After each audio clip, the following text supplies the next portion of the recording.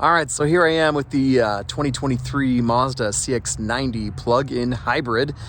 Let me give you a little tour. I've spent the last week with this thing. Definitely have a lot of thoughts about it, especially as a Kia Telluride owner. So let's go for a drive. Okay, so here it is. And in typical Mazda fashion, it's really beautiful. Like, I genuinely love the exterior styling. I think it looks awesome. The cab back design. And you can get the feel that it's definitely rear-wheel drive bias, which is pretty cool, even though I don't know you can necessarily feel it in its driving. It's supposedly is that way, which is pretty sweet. And it just looks good. I think, again, Mazda's done a great job. I think it does look sharper and better than the CX-9 did. And it fits really well with the rest of their lineup and styling. And I wish it was in a different color. It has a really nice wine red color that it comes in. But, you know, white and black does have a cool allure to it for sure. But yeah, overall, I think it's a pretty sharp looking car. Okay, so coming into the interior, you can see that, you know, along with the rest of the Mazda products, this is just as nice, if not maybe even a little more luxurious than some of those. You're treated to a very welcome lack of piano black, and this cool metal is actually like really cool. I like it.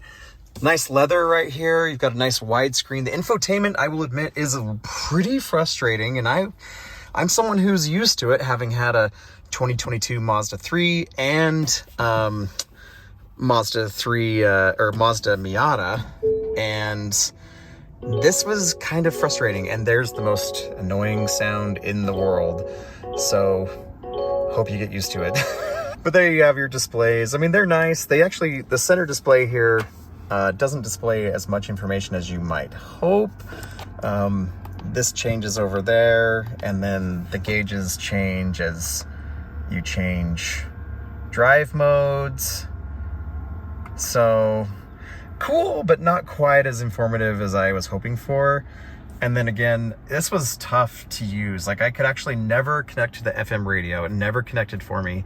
And getting my phone connected was kind of a pain. You had to connect it first with the cord, and then only thereafter would it go into wireless. So kind of a little frustrating, but the displays do look nice and the cameras are sharp. And as always, a 360 degree is always welcome. Coming into the second row, you do have pretty good space. Maybe slightly less than what's in our Telluride, but still pretty good. And you have your heated seats, no ventilated seats here. Our Telluride does have those, and it's less money. But you've got your vents, USB-C, climate control, nice pull-up window shades, always welcome, panoramic sunroof. And then you do have this quite large hump that you kind of have to walk on back there. Or if you flip back the seat, you can get there this way, which that works really well. I do like that. But then, if I come back into the third row, that's, you know, not leaving a ton of room.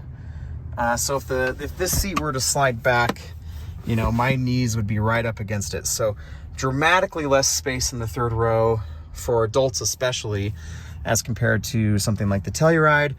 But it's also not the worst I've experienced either. Here's another shot of that tunnel and that kind of hump you have to climb over. And there's a view from the back of what it looks like up front.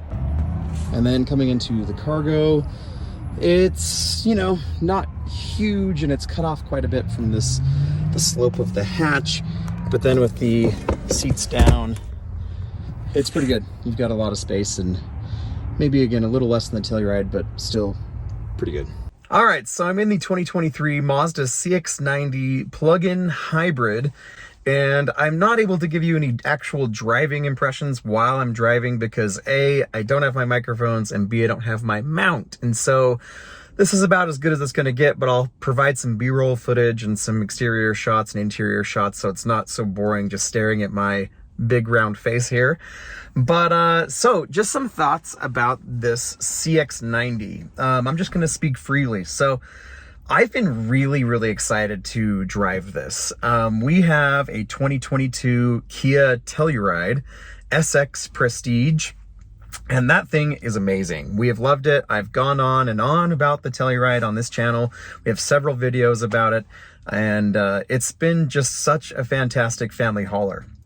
And so when Mazda announced their new, not CX-9, but it's new CX-90, rear-wheel drive, biased, inline-six engine, I was like so stoked because I am partial to Mazda. I really generally like Mazda's products.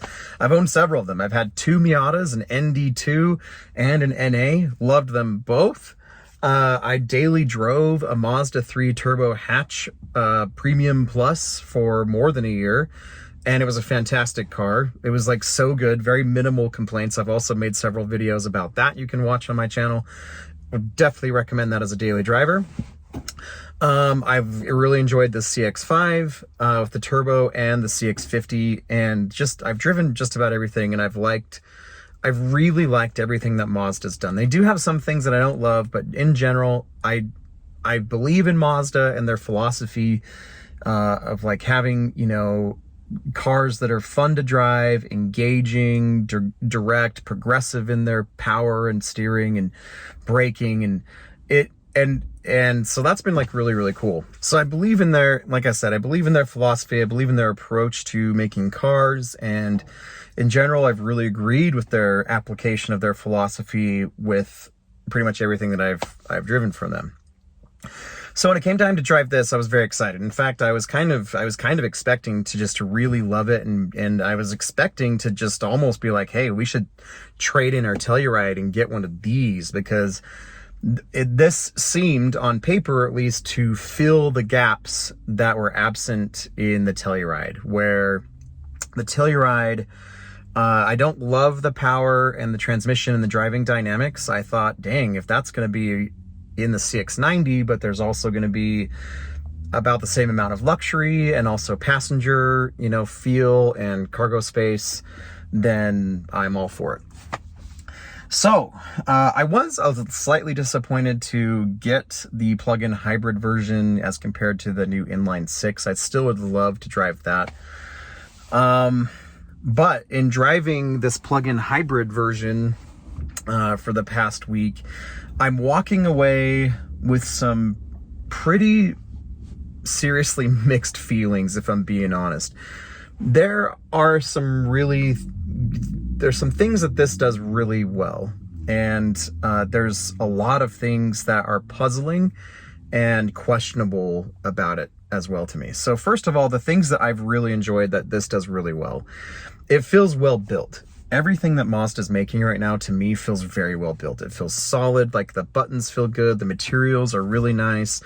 There's hardly any, I don't really see any piano black in here, which has been very welcome. The materials are just very cool, and it feels good. It's also, you know, decently comfortable. These seats are definitely on the firmer side. They're not totally cushy, but they do feel good. The ventilation and the heating works excellent. There's lots of room in the second row. I don't think it doesn't feel like there's as much as in our Telluride. And the third row is decent. It's definitely not as good as the Telluride though. And I'm going to compare it against the Telluride because that's kind of like the standard right now. I feel like even though it's been around for a few years, it still is excellent. And I have yet to drive anything besides the Traverse that does a pretty good job too, that has the interior packaging as brilliantly engineered as the Telluride does. Other things that this does well, the steering is nice. This does handle well. You can definitely feel the Mazda philosophy in it. At the same time, the steering is very heavy. Like if you are just driving down the freeway and you want to keep just one hand on the wheel, it is difficult to drive one-handed, like especially if your hand is on the bottom side of the steering wheel. And so it's very heavy. Like it's hard. It's not what you're expecting from like something like this with light, easy, quick steering. This is slow and it's heavy and it takes some effort, which, you know, if you're carving up a canyon, awesome. That's really cool. But I don't really know who's going to be carving up a canyon in their CX-90 with some kids. I don't know. Other things too that have been kind of interesting is just ride quality as well. It's been a little stiffer. You can certainly feel the weight of this and the battery and all of that. You feel the weight, and it feels like it's a little overweight and that it's kind of stiff. It's kind of just jarring a little. It's not uncomfortable, but it's definitely not like soft and supple and just cozy. And some other things too. And these things have most of my other kind of qualms about it relate directly to the powertrain. I was just saying to my sister, who I was giving a ride, we were driving about 20 miles north of where I live, and what I said to her is what I'll say here. This, especially the powertrain, it feels like it's just not, it needs to be left in the oven longer. Like it's just not done. There's a lot of weird noises and like clunks and thunks and jarring things that happen where it's not smooth when you accelerate, and to really get the power out of it, you have to like floor the pedal like literally to the floor. There's like a detent, like a stop that you have to push past in order to get the power you want, but then that eats away your fuel economy. And there's a lot of weird sounds too. My wife said that the engine sounds like a dentist drill, which it does. Once you hear it, you can't unhear it. And it's really, and I'm saying this honestly because I'm a Mazda fan. Like I've owned 3 of them, right? I'm just surprised. Like the powertrain feels unfinished, and frankly, it's pretty disappointing. I have been averaging about 27, 28 miles per gallon, which is, that's not bad. Like that's pretty good. Most of that's been, I would say it's like been 70% highway driving. And so that is a little bit better than what we get in our Telluride. If I'm driving 70% on the highway in the Telluride, we usually get like probably more like 22. On road trips and stuff, we get like up, near 30. It's been really amazing. And you can plug it in, drive in EV mode stuff, but I'm just surprised that Mazda pushed this out with the powertrain as it is, because it's very uncharacteristically rough for Mazda, where typically their engines are like really smooth, especially their more modern ones. So there's just been some weird things that way. And for almost $59,000, I think it's a bit of a tough sell. And unless you're like a hardcore Mazda fan and you have to have everything Mazda, I think that, if you bought this, you're probably generally, if you're a hardcore Mazda devotee, are going to be pretty happy. If you're comparing it against the Telluride, the Palisade, the Grand Highlander, I'm not quite sure where that's going to fall for you. For my money, I would just go buy another Telluride or even a Palisade, because it just doesn't have especially the powertrain refinement, which is saying something, because I don't love the powertrain in the Telluride or the Palisade, but I do strongly prefer them to this. And it just feels, again, it's clunky. The transmission's hunting around, and it sounds weird, and you hear lots of mechanicals going on. And I seriously question long-term reliability with how much is going on under there. And I'm looking forward to the refinements that are made in future years of this, because once those are resolved, I think this has the potential to be really good. But as it is right now, I honestly am walking away a little disappointed. Again, I was expecting to walk away being blown away by this thing, because Mazda's awesome, love their stuff, driving engagement. I just don't know if their philosophy of trying to give a 3-row crossover, a 7-seater, a Miata feel really works here, and if it's even really what people want. If I'm hauling my family, I just want it to be soft. I want it to be comfortable, and I want it to just be chill, This feels like just a lot of effort, and can be definitely a little unrefined.